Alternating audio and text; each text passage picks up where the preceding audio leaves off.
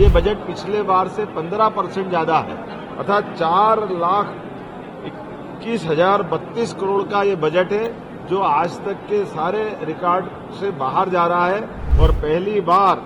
लगभग ये हमारा 200% से ज्यादा प्रगति करते हुए 40 रुपया रोज करना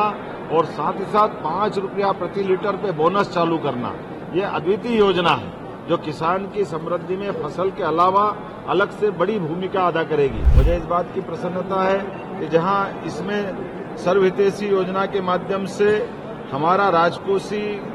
जो अंदाज है जिसके आधार पर ये बजट को डबल करने का प्लान बनाया गया है, ये बजट पिछले बार से 15% ज्यादा है, अर्थात 4,21,032 करोड़ का ये बजट है जो आज तक के सारे रिकॉर्ड से बाहर जा रहा है और एक अलग प्रकार की अपनी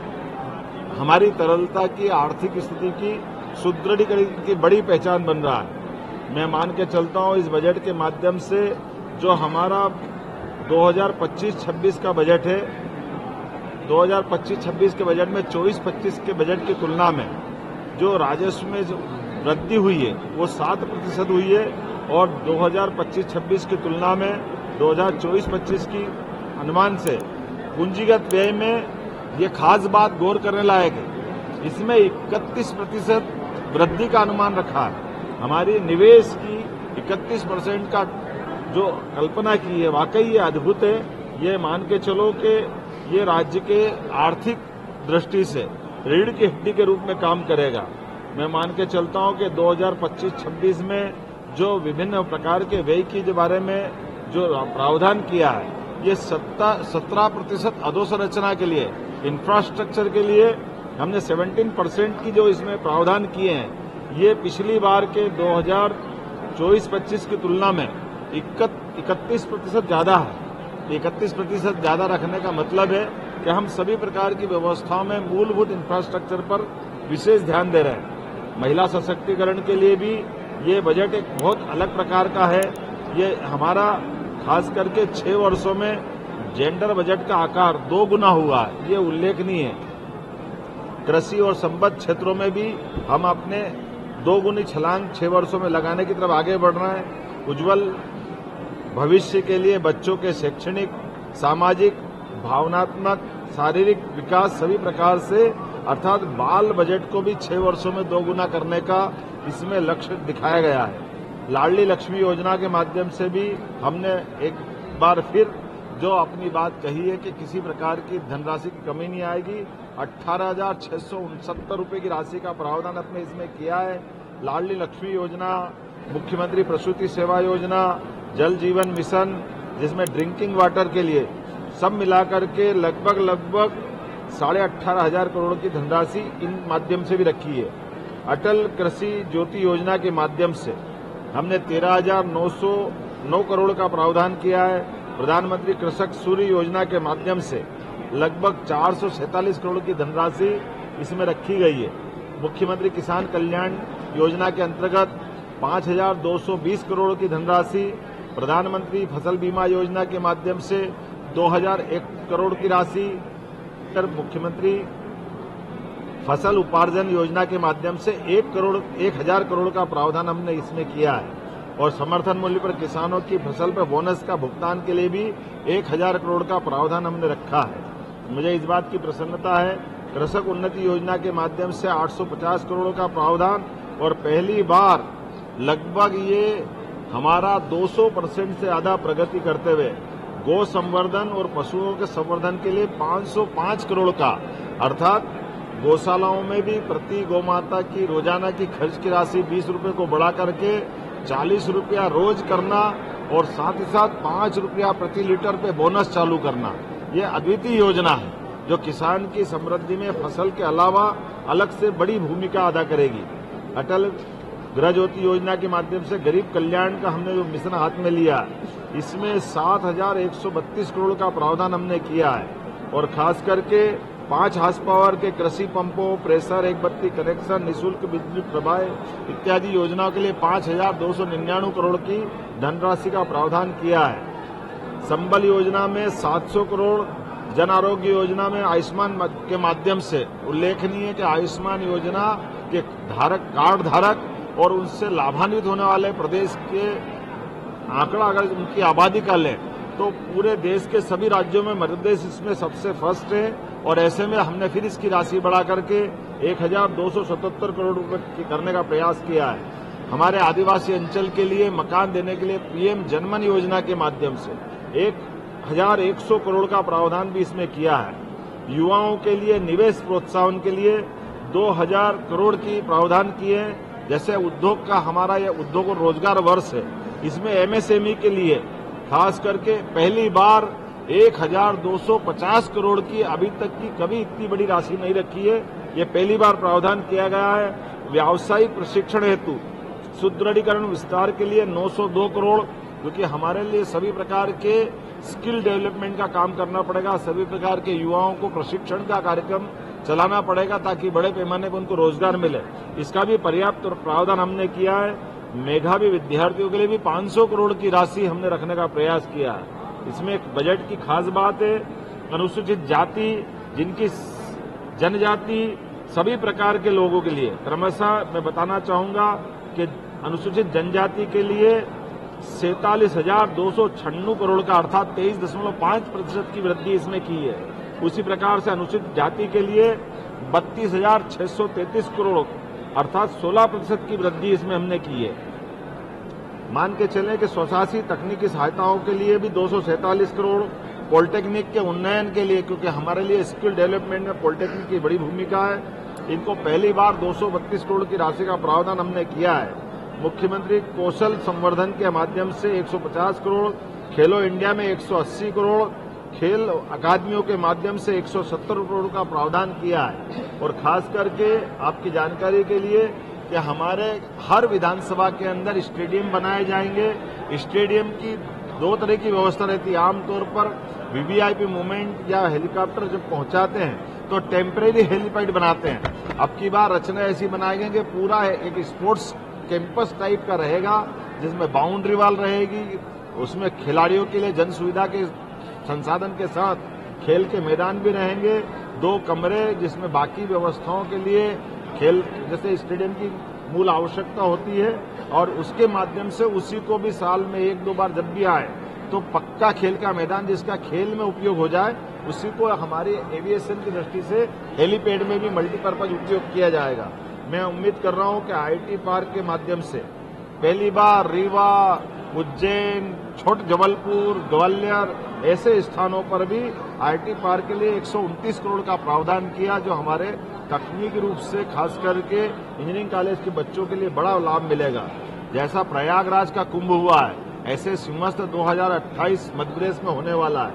ऐसे में हमारे द्वारा सिंहस्थ की सारी व्यवस्थाओं के लिए आने जाने के मार्ग, साधु संतों के रुकने की व्यवस्था, घाट की व्यवस्था, पुलिस से लगा करके सारे प्रबंधन स्थायी प्रकृति के, इसमें बड़े पैमाने पे हमने धनराशि पिछले वर्ष से लगातार चालू की है, जिसमें इंदौर उज्जैन 6 लेन, उज्जैन जावरा 4 लेन, सभी मार्ग उज्जैन से आने जाने के 4 लेन और स्थायी प्रकार की प्रवृत्ति के लिए 2000 करोड़ का प्रावधान इसमें किया है। कुल मिलाकर के 18,000 करोड़ के अभी तक की हमारी मंजूरियां वहां दी है। सीएम राइज स्कूल भी लगातार गति से बढ़ रहा है, इसलिए 4,686 करोड़ की इसमें प्रावधान किया। मेट्रो रेल प्रोजेक्ट ये बाकी के नगरों में भी बढ़ेंगे। अभी इंदौर और भोपाल में, आगे जाकर इंदौर और उज्जैन में, जबलपुर, ग्वालियर अलग अलग शहरों में बढ़ाने के लिए मेट्रोपॉलिटन सिटी में भी हम काम कर रहे हैं, जिसके माध्यम से अभी पहले चरण में इंदौर और भोपाल, इंदौर के आसपास इंदौर, उज्जैन, देवास, शाजापुर का मक्सी और धार का पीथमपुर, इस इलाकों मिलाकर इंदौर मेट्रोपॉलिटन सिटी, ऐसे ही क्रमशः राजधानी भोपाल को जैसे जीआईएस में इसको सुंदर किया, भविष्य में 25 साल तक हमारे भोपाल का और सौंदर्यीकरण रहे और सभी प्रकार की अधोसंरचनाओं में व्यवस्थात्मक रूप से निर्माण कर सके प्लानिंग के आधार पर। तो भोपाल, रायसेन, नर्मदापुरम, सीहोर, विदिशा इत्यादि स्थानों से मिलाकर के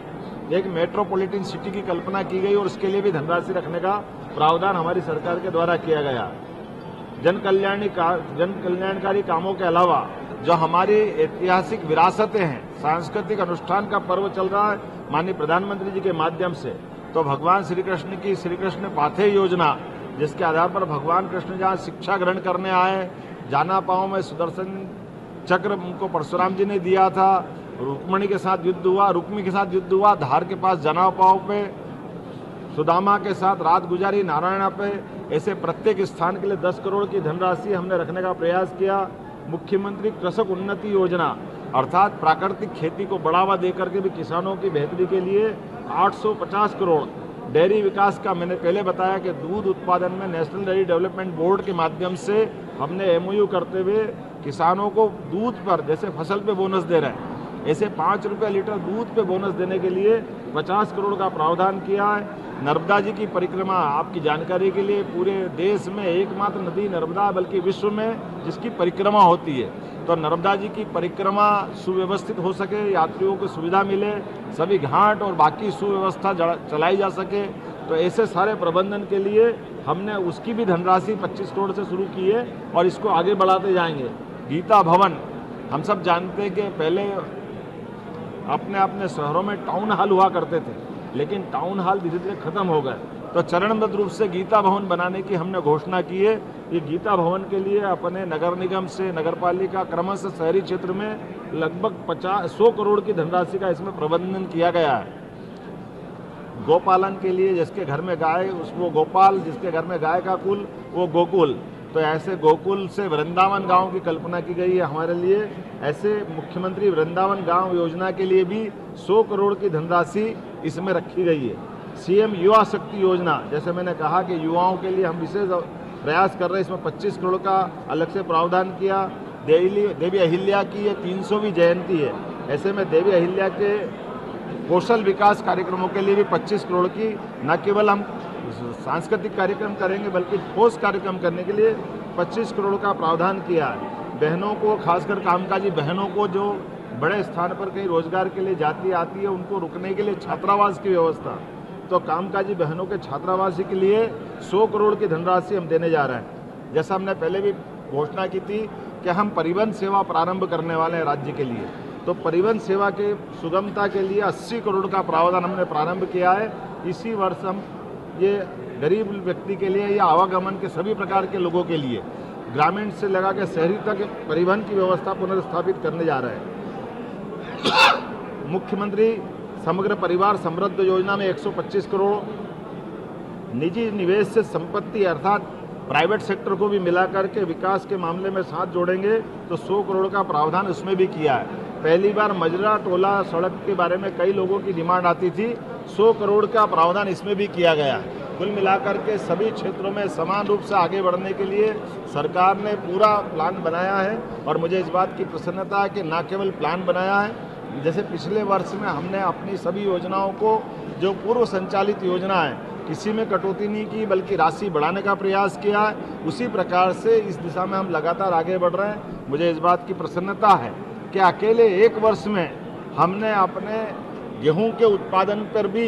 जहां पिछली बार अपने 2400 में गेहूं खरीदा था, इस बार 2600 का खरीदते हुए एक साल के अंदर लगभग 400 रुपये से ज़्यादा का अनुदान अपने द्वारा दे करके 2600 रुपये क्विंटल खरीदने का पूरे देश में मध्य प्रदेश सबसे अग्रगण्य है। मैं उम्मीद करूंगा किसान, महिला, युवा, गरीब सभी वर्गों की बेहतरी के लिए सरकार जो कर सकती जरूर करने का प्रयास करेगी। माननीय प्रधानमंत्री श्रीमान नरेंद्र मोदी जी के नेतृत्व में डबल इंजन की सरकार विकास के इस प्रकार के कीर्तिमान बनेगी। मुझे इस बात की भी प्रसन्नता है हमारे बजट के अंदर बड़े पैमाने पर यशस्वी प्रधानमंत्री के आशीर्वाद के माध्यम से केन बेतवा नदी जोड़ो अभियान,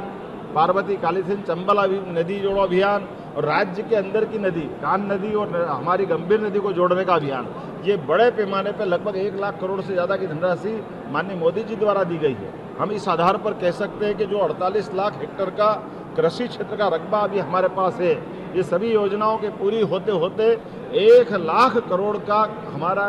ये कृषि है, 1 लाख करोड़ हेक्टेयर में हम एग्रीकल्चर से सिंचित फसलों की स्थिति में पहुंचेंगे। उम्मीद करूंगा विकास के इस काम में आप सबकी भी मदद मिलेगी, सहयोग मिलेगा। बहुत बहुत धन्यवाद। 4,21,000 करोड़ के बजट के बाद भी 1 रुपया हमने कोई टैक्स नहीं लगाया है, ना किसी योजना में कटौती की। बीजेपी के विकल्प जो चुनाव के पहले हमने कहा था